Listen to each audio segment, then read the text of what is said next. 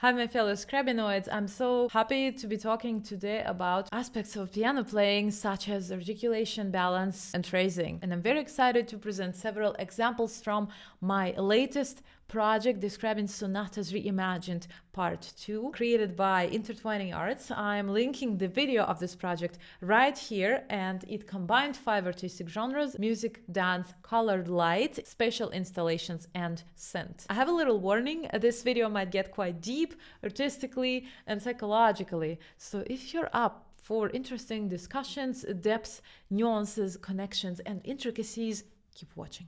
Articulation and balance operate on multiple levels, especially in how we shape the beginning and the release of the sound. So the attack and the takeoff. Instead of treating chords as fixed starting and ending points, we can approach them as expressive gestures.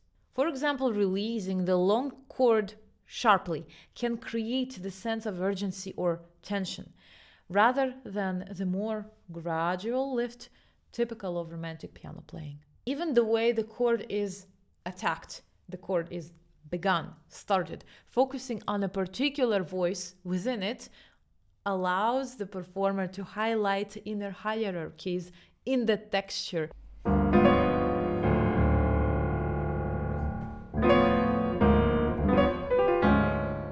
Therefore, articulation is not simply about clarity. It is about sculpting sound and shaping gesture. In Scriabin's late works, articulation must reflect both musical structure and symbolic meaning, because he encoded a lot of semantic indications and directions into his works. I think of articulation in 3 interconnected ways, or rather maybe 3 categories that might get layered or overlap at times, quite often actually.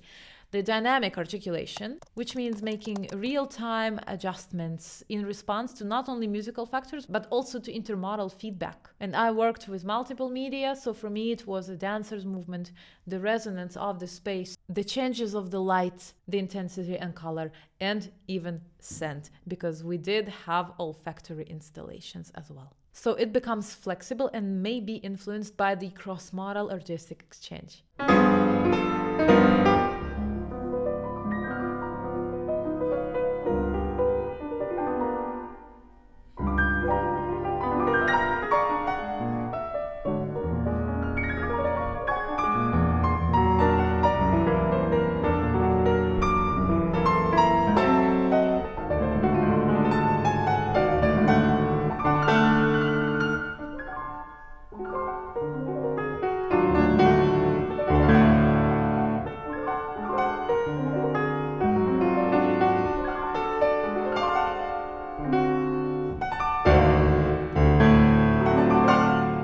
The next one is the symbolic articulation, emphasizing Scriabin's encoded gestures that I mentioned earlier, murmuring figures, ghostly sonorities, explosive eruptions, bringing out their psychological undertones.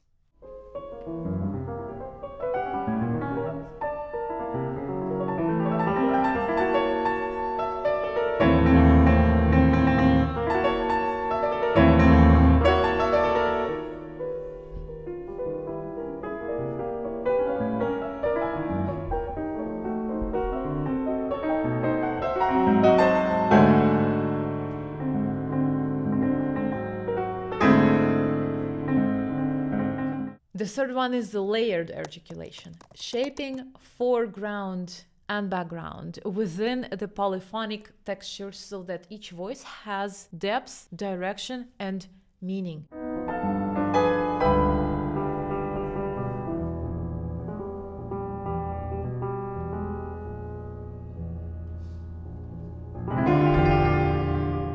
The balance, similarly, is not just about the volume control. It is a multi-dimensional equilibrium. I would also put various aspects of balance in 3 categories. The textural balance, managing melody, harmony, and inner voices. Intermodal balance, ensuring that the visual, sonic, and spatial elements cohere. And temporal balance, distributing time and energy across a performance to maintain structural integrity while allowing for interpretational fluidity and flexibility.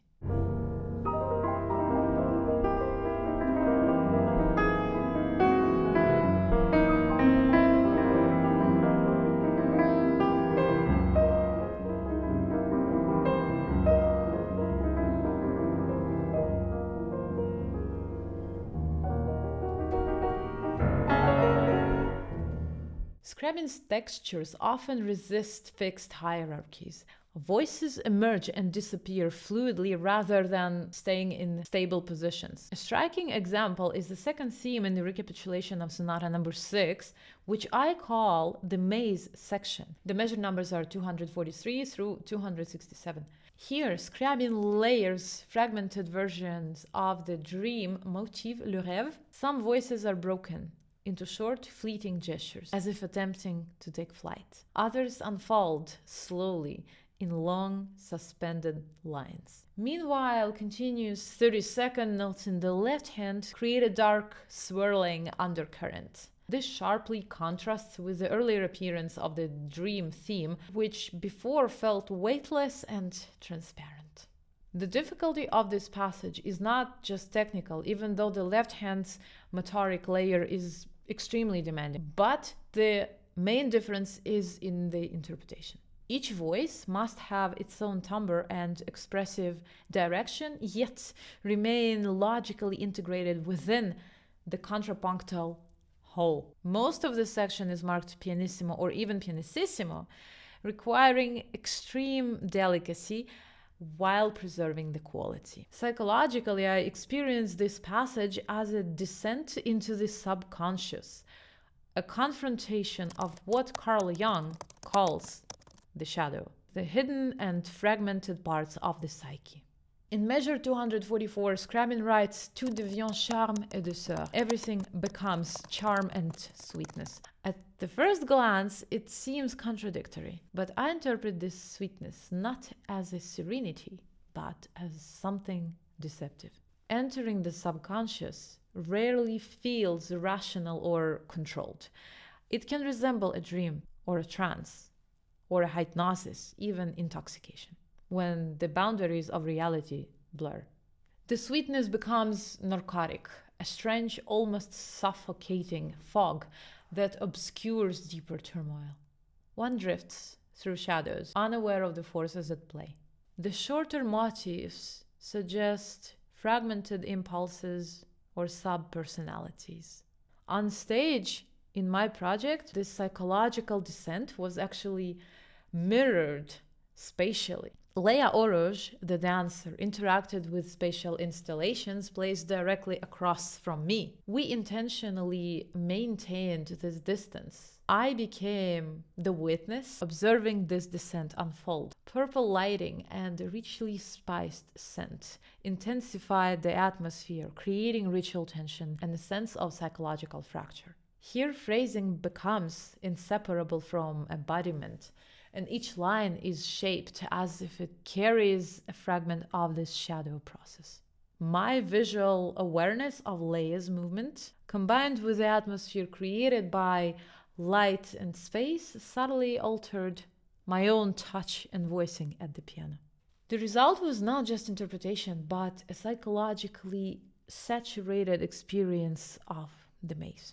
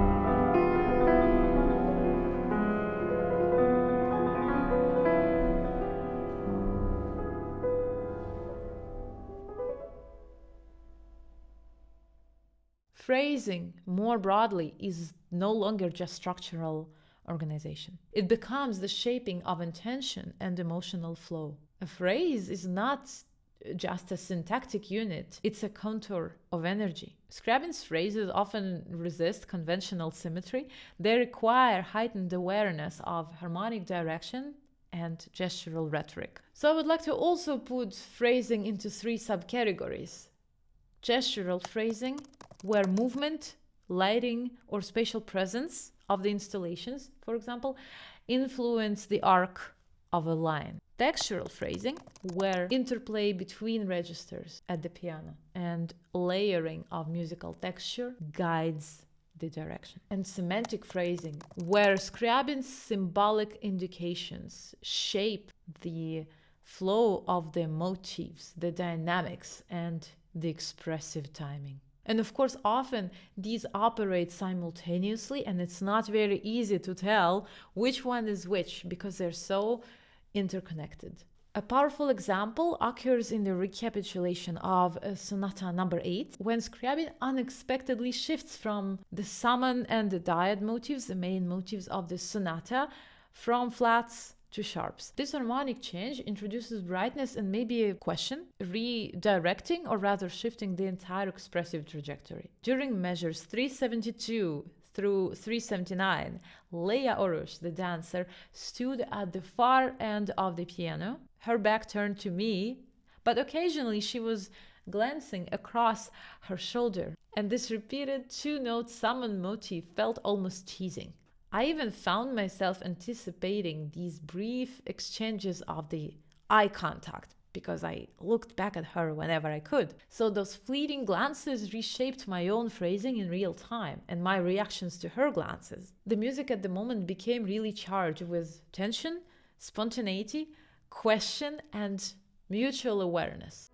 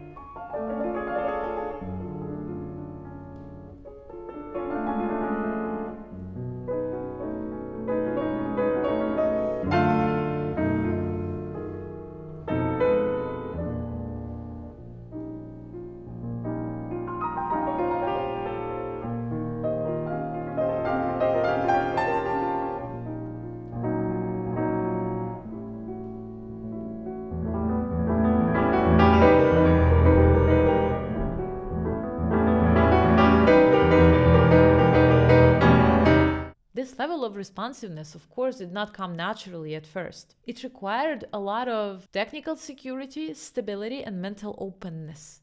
The ability to remain fully present and instantly receptive to another artist's gesture or gaze. Over time, through repeated cross-disciplinary collaborations, this sensitivity can deepen.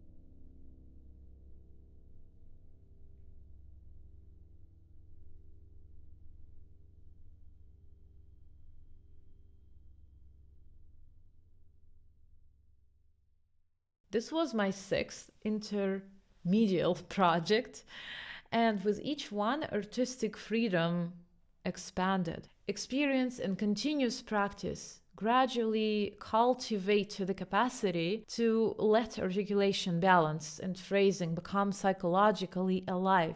And this is what they are for. So they're not fixed technical tools, but evolving processes shaped through shared presence. If you are an artist, let me know in the comments whether you have ever collaborated across multiple artistic disciplines. Let me know about your experience. If you're an art lover, I hope that this was interesting to you, to have a sneak peek behind the curtains of a cross-disciplinary project. I hope that this video was informative and has shed some light onto how various aspects of pianistic interpretation can create layers across multiple artistic media and help artists influence each other. If this was informative, make sure to hit a like, subscribe to this channel, and I'm going to see you in the next video. Bye!